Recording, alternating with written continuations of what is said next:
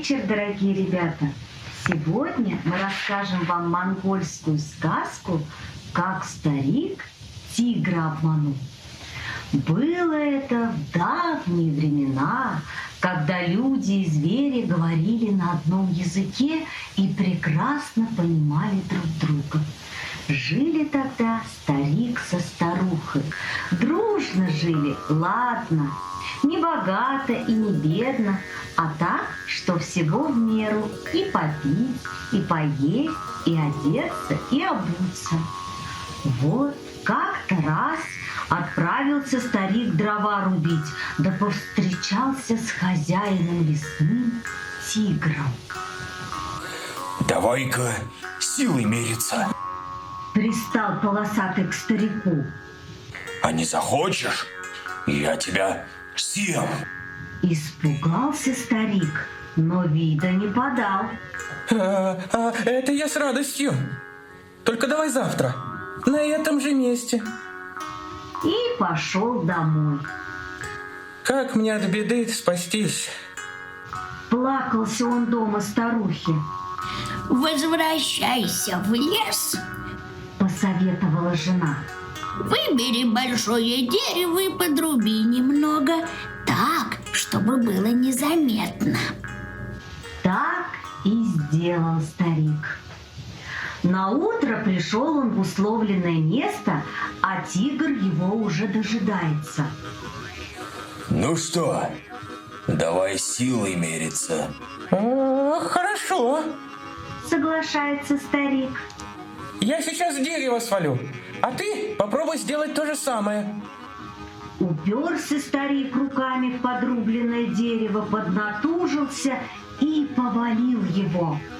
А тигр подошел к одному дереву, не может повалить, к другому, и оно не поддается. Метался, наконец признал. Силен ты, старик. Победил меня сегодня, но это не все. Приходи завтра. Сумеешь сок из камня выдавить, значит, ты сильнее меня. А не сумеешь, съем тебя. Вернулся старый домой чернее ночи и снова жалуется старухе. Нечего горевать. Успокаивает его жена.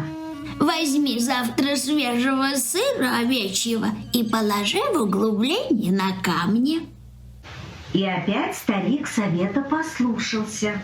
Пришел в лес, а тигр тут как тут.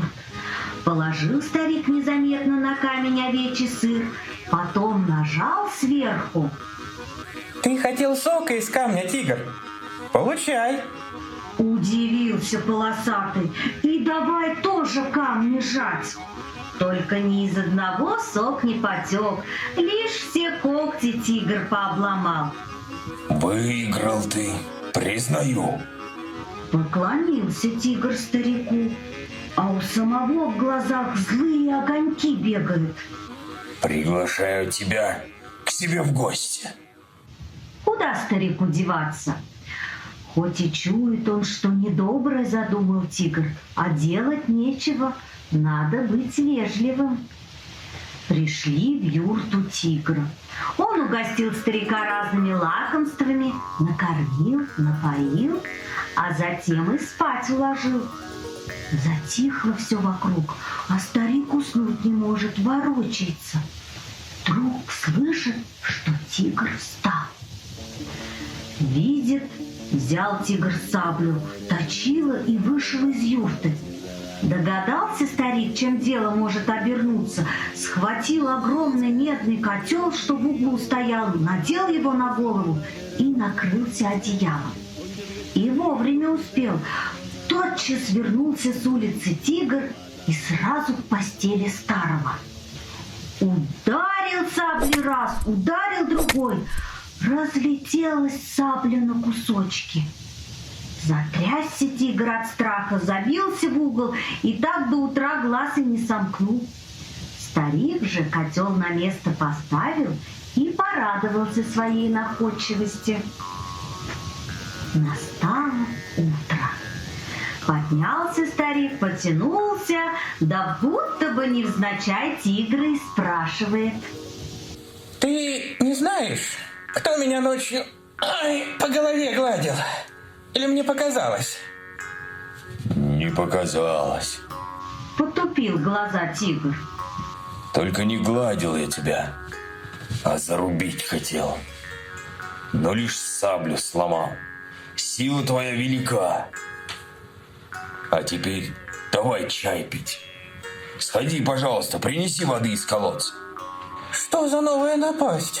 Затосковал старик. Кувшин воды так тяжел, что пустой я его еле донес до колодца, а полный не подниму даже.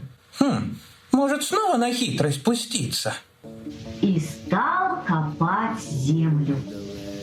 Надоело тигру ждать в юрте, и пошел он посмотреть, куда старик запропастился. Что ты там делаешь? Крикнул он, подходя к колодцу. Да, подумал я, что носить воду кувшинами – пустая трата времени. Выкопаю сейчас колодец, перенесу к твоей юрте, довесь его и выпью. Не надо! Закричал тигр. Итак, хорошо. Я сейчас сам воды принесу, а потом еще схожу, если тебе не хватит.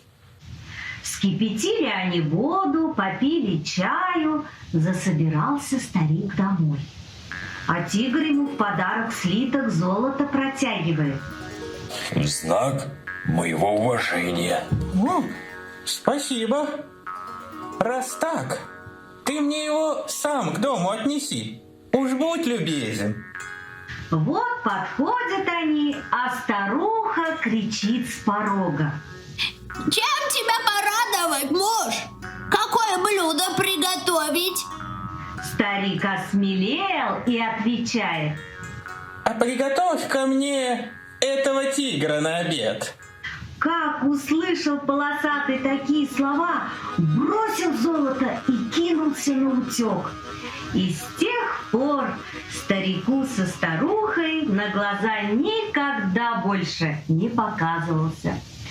Вот, ребята, и сказки конец. Всего вам доброго, спокойной ночи.